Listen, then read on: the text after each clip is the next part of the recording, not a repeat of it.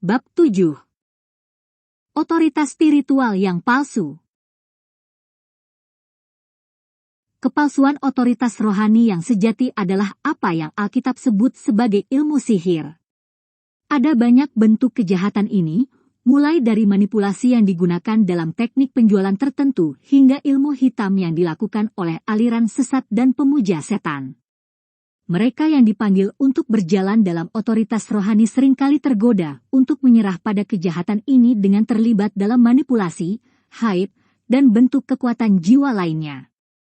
Praktek-praktek ini dapat menjadi awal dari kejatuhan ke dalam bentuk perbudakan dan penipuan spiritual yang paling kuat. Karena saya telah membahas hal ini secara mendalam dalam buklet saya yang berjudul Mengatasi Sihir, kami hanya akan membahas masalah paling mendasar mengenai otoritas palsu di sini. Namun, setiap orang yang berjalan dalam karunia dan otoritas kenabian perlu memahami mengapa Isabel adalah musuh utama Elia dan mengapa ilmu sihir adalah salah satu musuh utama dari kenabian. Promosi diri menghasilkan ramalan.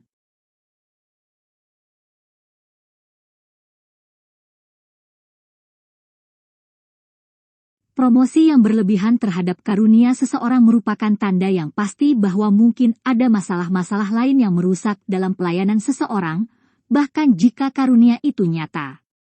Seorang nabi yang mempromosikan dirinya biasanya akan melewati batas antara wahyu dan ramalan. Pengalaman kenabian belum tentu merupakan indikasi kedewasaan atau pentingnya seseorang. Nabi yang dewasa mengupayakan hubungan intim dengan Tuhan, bukan pengaruh dengan orang lain. Kita dinasihati untuk menginginkan karunia-karunia rohani dengan sungguh-sungguh, lihat I Korintus 14:1, jadi jelas tidak salah untuk mencari pengalaman rohani jika kita melakukannya untuk alasan yang benar. Namun, jika kita mencari pengalaman seperti itu karena motif egois, kita bisa membuka diri untuk menerima pengalaman tersebut dari sumber yang salah. Hal ini tidak berarti bahwa motif kita harus sempurna sebelum kita dapat dipakai oleh Allah. Bukti bahwa kita mencari karunia rohani karena motif egois biasanya ditemukan dalam satu hal, berjuang. Jika seseorang benar-benar terpanggil sebagai nabi, wahyu akan datang tanpa usaha.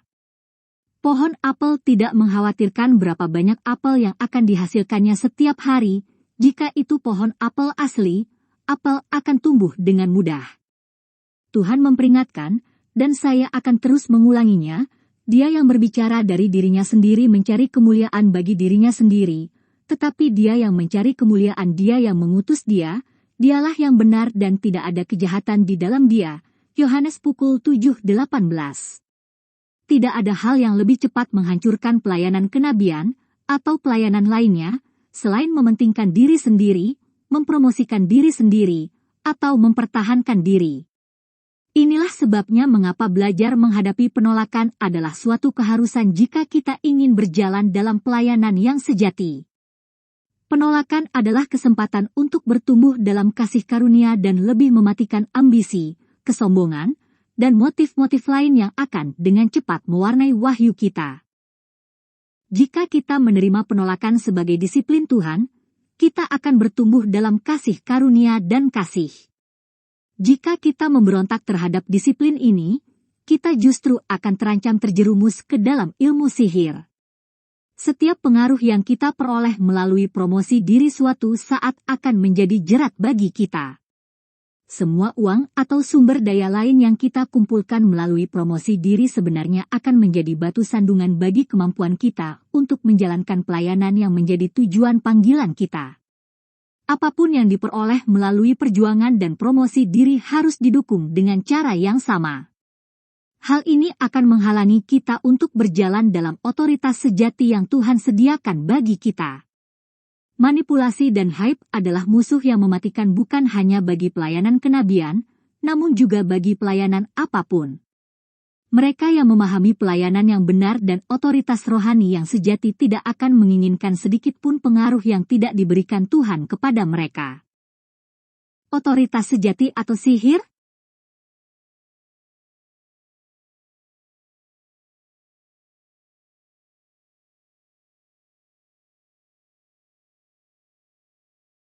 Mereka yang menerima otoritas, pengakuan, atau kepuasan dari manusia, seperti Raja Saul, akan berakhir di rumah penyihir. Paulus menyebut ilmu sihir sebagai salah satu perbuatan daging, lihat Galatia pukul 5:20 KJV, dari situlah awalnya, namun akan berakhir menjadi setan jika kita tidak bertobat. Itulah sebabnya Samuel memperingatkan Saul bahwa pemberontakan itu seperti dosa sihir, lihat I Samuel pukul 15:23 KJV. Ketika seseorang yang memiliki otoritas rohani memberontak melawan Roh Kudus, kekosongan tersebut akan diisi oleh otoritas spiritual palsu yaitu ilmu sihir. Ini mungkin dimulai dengan ketergantungan sederhana pada sensasi dan kekuatan jiwa untuk memanipulasi orang-orang yang ingin dikendalikan. Tanpa pertobatan, hal ini akan berakhir dengan bentuk keangkuhan dan pemberontakan yang paling kejam, seperti yang kita lihat dalam kehidupan Raja Saul.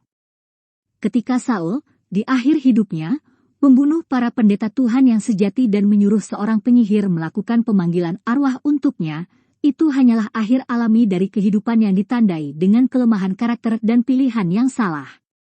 Otoritas spiritual adalah pekerjaan yang berbahaya.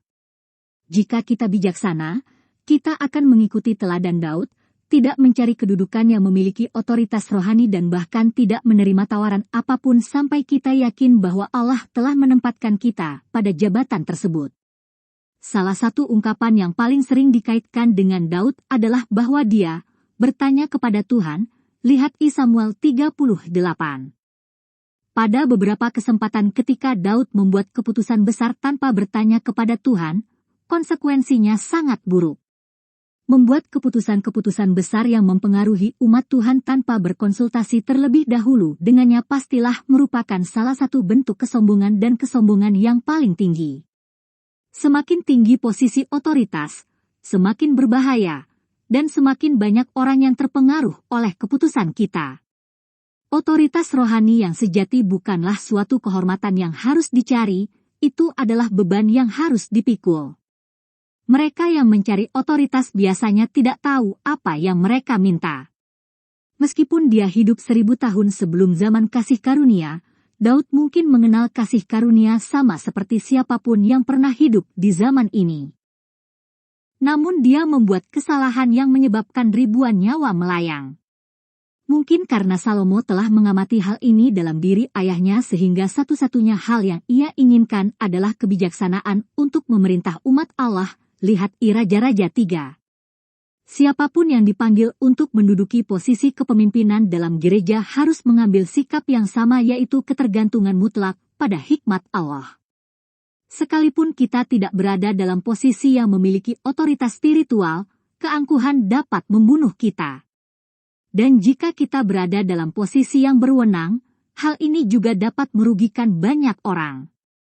Karunia berupa kata-kata pengetahuan mungkin membawa lebih banyak kegembiraan, namun mereka yang dipanggil untuk berjalan dalam otoritas rohani sebaiknya lebih mencari karunia kata-kata bijak daripada kata-kata pengetahuan. Kerendahan hati adalah jaring pengaman.